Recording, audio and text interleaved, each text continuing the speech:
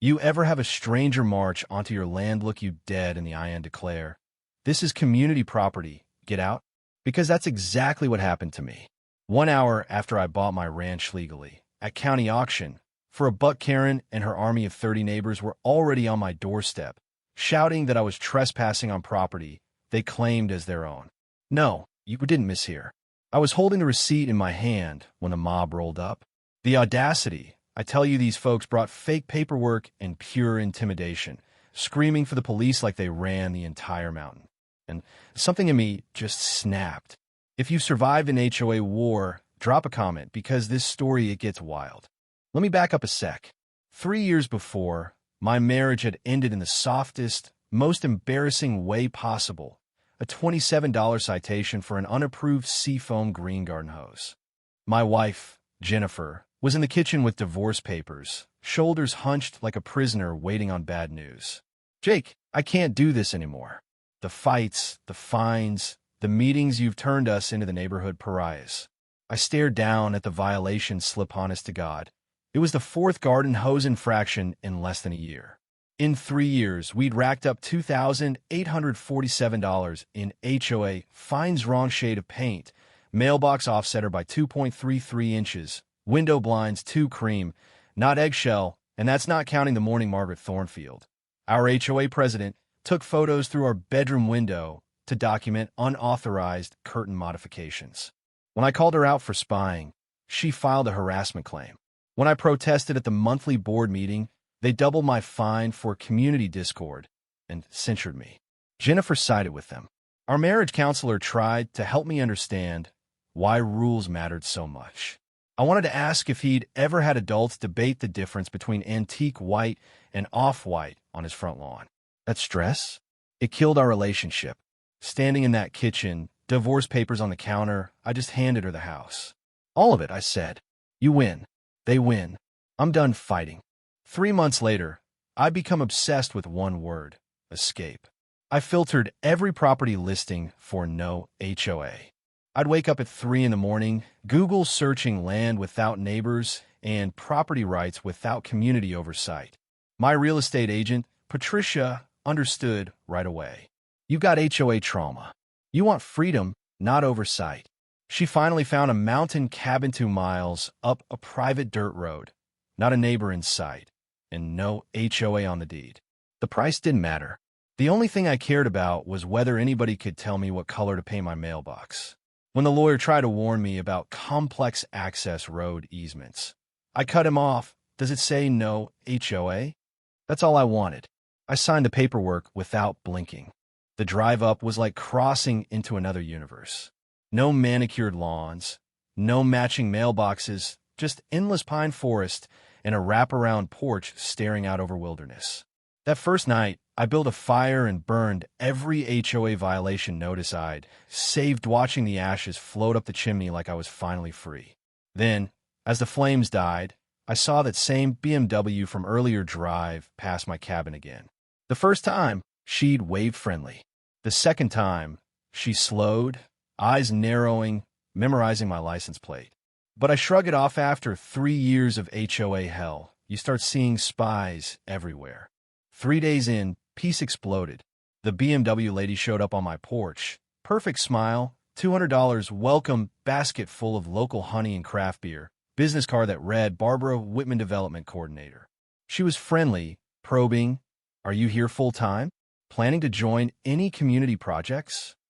When I told her I wanted privacy, she nodded, but you could see the gears turning. "Of course. But you know, this road serves all our properties. We coordinate maintenance."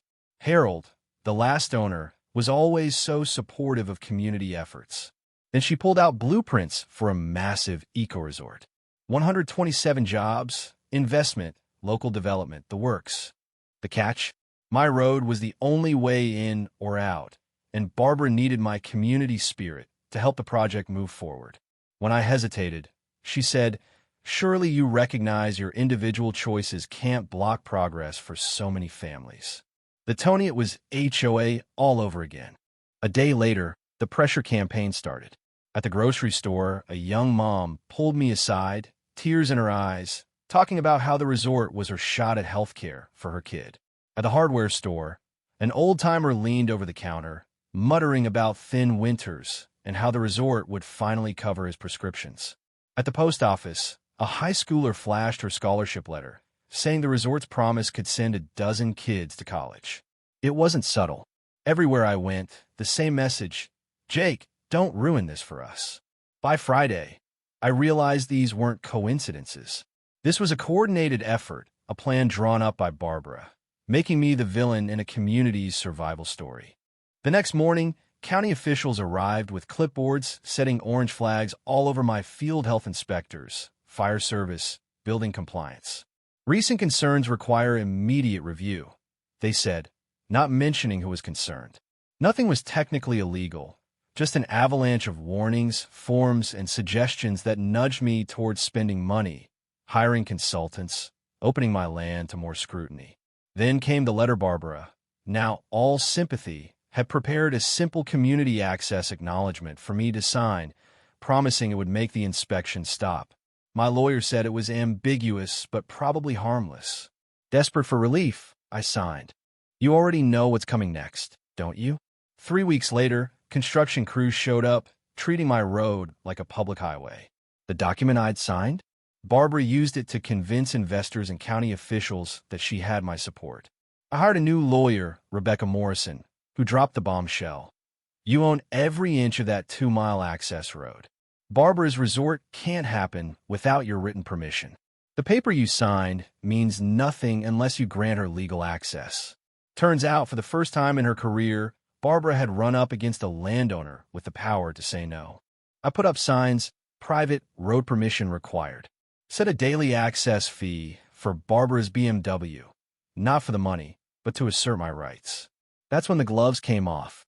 Barbara's lawyers rolled up in a black Escalade, waving Harvard law degrees and threatening adverse possession and public necessity doctrines legal speak for.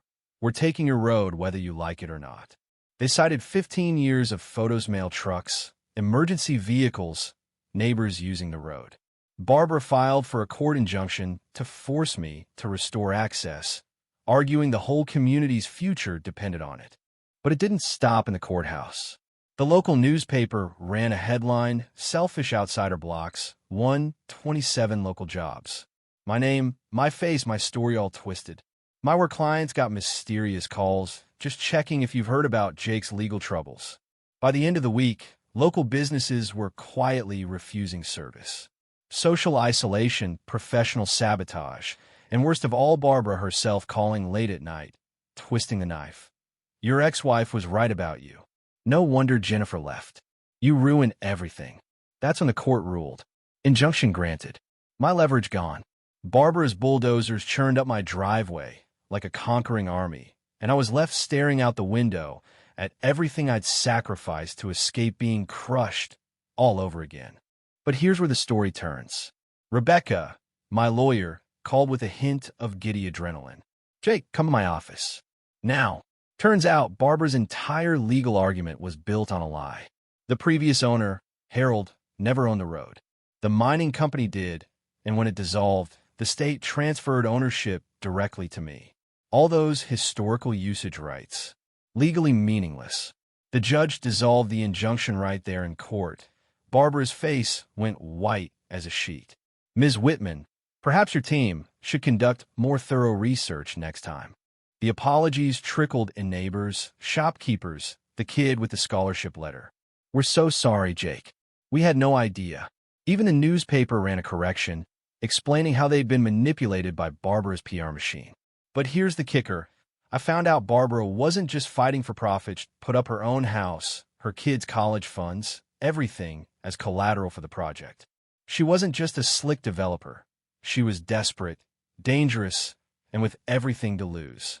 That's when things got dark. My work email was hacked. Fake complaints sent to clients. My credit tanked. Overnight anonymous tips claimed I was a fraud. Bank accounts frozen. Social media full of posts calling me a threat to the community. Barbara even called my elderly parents, pretending to be a concerned neighbor. I think Jake's having a breakdown. By the time she showed up at my gate with a crew and bolt cutters, declaring an emergency services inspection, I was completely alone, friends, family, work, the law, all gone silent. My 911 call rang to voicemail. The sheriff told me, property dispute, civil court. Barbara smirked as her crew destroyed my gate. See? No one cares, Jake. Tomorrow, construction resumes, and you learn what happens to people who fight forces bigger than themselves. But what Barbara didn't know was that I've been documenting everything: phone calls, fake emails, threats, videos of trespassing like my life depended on it. My attorney and an FBI cybercrime agent arrived at dawn. Mr. Mitchell, your case shows the most comprehensive evidence of rural cyber harassment we've seen. We're filing federal charges: wire fraud, identity theft, extortion, conspiracy. At the Saturday community meeting, the FBI laid it all out. Barbara Whitman is under investigation for cybercrime, extortion, and criminal conspiracy. She snapped, screaming, "He's destroying everything. That road belongs to all of us." But nobody was buying it anymore. Barbara was led away in handcuffs, and as her empire collapsed, investors fleeing, assets frozen, local officials scrambling to save face, the town came together on my porch to apologize. We get it now, Jake. We let ourselves be used. The land was designated a protected wilderness. The gate rebuilt, the forest quiet once more. So is it a victory? Not in the way most folks would think. I didn't gloat when Barbara's sentence came down. I just watched the sunset, feeling that for the first time since my HOA nightmare, peace didn't mean running away from people. It meant standing your ground, documenting everything, and refusing to become what you're fighting against. Sometimes the greatest justice isn't revenge, it's holding on to your integrity when everyone else tries to tear it away. What do you think? Would you have fought or walked away? Drop your stories and your thoughts in the comments, because I know I'm not the only one who's tangled with a neighbor like Barbara or a system like that. And hey, remember to subscribe for more stories that prove justice still matters, even when the whole mountain says you're wrong.